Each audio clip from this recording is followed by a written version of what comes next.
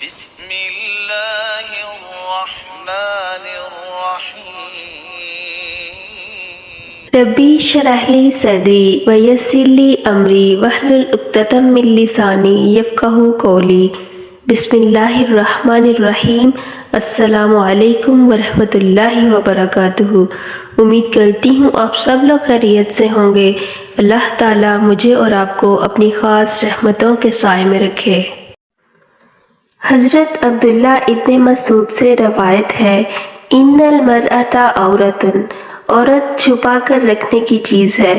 جب وہ گھر سے نکلتی ہے تو شیطان اس کا تعاقب کرتا ہے، اور وہ جب تک اپنے گھر میں رہے یا گھر کے کسی اندرونی حصے میں رہتی ہے، وہ اپنے رب کی رحمت کے بہت قریب ہوتی ہے۔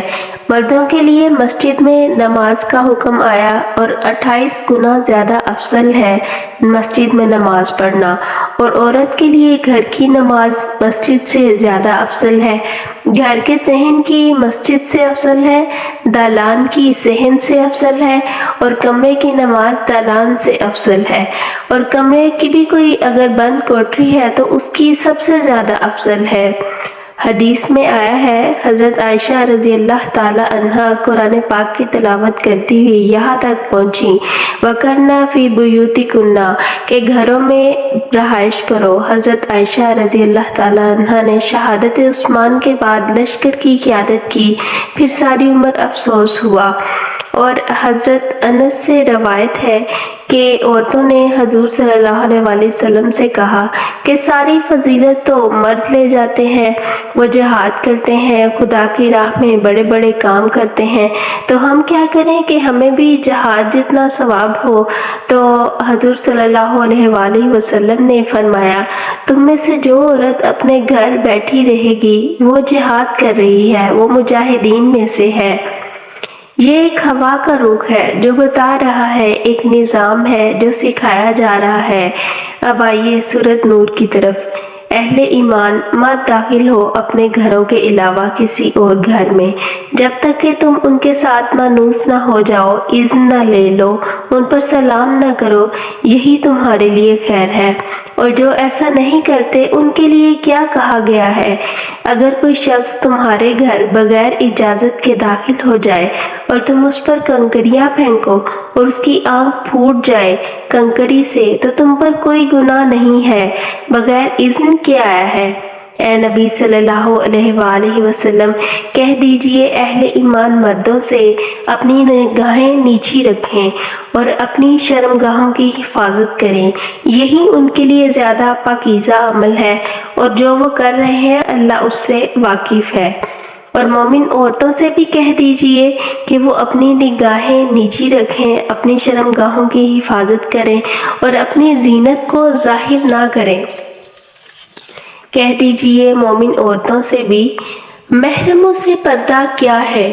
عورت کا پورا جسم سوائے چہرے اور ہاتھ پاؤں کے پردہ کی چیز ہے گھر میں، اور گھر کا کام کاج کرنا ہوتا ہے۔ گھر میں ہر وقت عورت با پردہ نہیں رہ سکتی، لیکن چادر اوڑھ کر رکھے، اور جب گھر سے باہر نکلیں تو سینوں پر چادر اوڑھ لیا کریں، اور زینت یا بناؤ سنگھار نہ کریں۔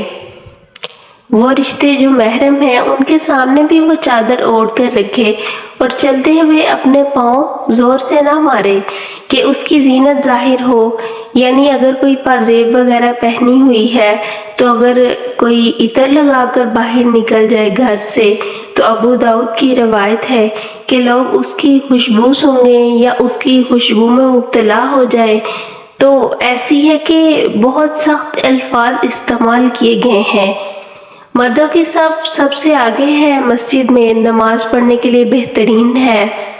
اب عورت کی آواز تک کا پردہ ہے، کس حد تک حکم آیا ہے؟ ہمارے پیارے نبی حضرت محمد صلی اللہ علیہ وآلہ وسلم نے فرمایا، سورۃ احزاب میں ہے، چھونے کا پردہ یہاں تک ہے۔ اے نبی صلی اللہ علیہ وآلہ وسلم، کہہ دیجئے اپنی بیٹیوں سے، بیویوں سے اور مسلمان عورتوں سے کہ وہ اپنے چہروں کے اوپر جلباب کو لٹکا لیا کریں جب گھر سے باہر نکلیں، یعنی چہرہ چھپانے کا حکم آیا ہے۔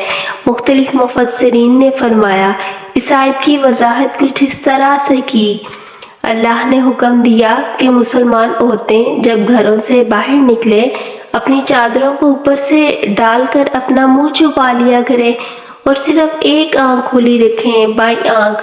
دونوں آنکھیں بھی غلط ہیں۔ جو عورت اپنی چادر کو پورے جسم سے ڈھانپ کے رکھتی ہے اپنی چادر سے، یہاں تک کہ اپنے منہ کو بھی ڈھانپ لے اور بائیں آنکھ کھلی رکھے جب گھر سے باہر نکلے۔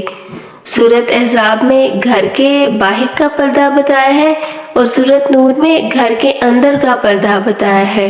حضرت ام سلمہ اور حضرت میمونہ حضور اکرم صلی اللہ علیہ وآلہ وسلم کے پاس بیٹھی تھیں۔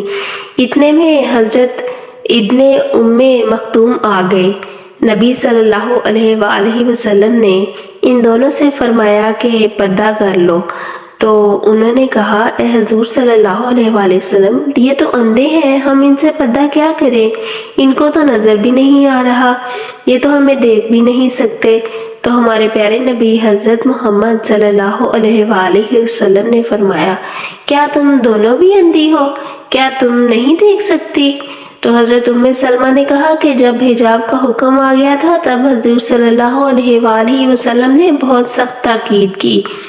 حضرت عائشہ رضی اللہ تعالیٰ عنہ کے گھر ایک اندھا آ گیا تو حضرت عائشہ نے فوراً سے پردہ اوڑھ لیا اپنے چہرے پر بھی۔ تو لوگوں نے کہا کہ یہ تو اندھا ہے تو آپ نے پردہ کیوں اوڑھ لیا؟ تو انہوں نے کہا یہ اندھا ہے تو کیا میں بھی اندھی ہوں؟